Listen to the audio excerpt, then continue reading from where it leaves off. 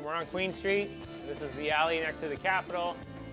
And the subject of our punk rock venue tour is dynamic yoga, which was several things, like most places.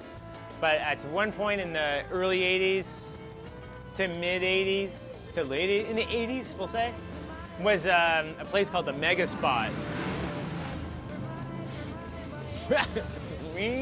Which was, you could rent videos there, and they had an arcade, and I think they sold stereo equipment. It was like a sort of a entertainment hub. There was one in Ormocto too that we used to walk to on lunch breaks in high school because they had Iron Maiden records. But anyway, the one here, when I was in high school, and people were telling me about this culture that existed, I got a flyer, and I still have it, from a show that happened here. And part of the attraction for me was that the flyer had a skeleton riding a skateboard with a backwards ball cap or something. And I was like, this looks interesting.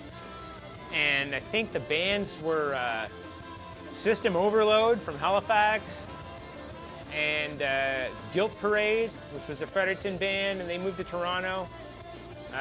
They had a couple of albums that are still quite recognized, in that sort of genre.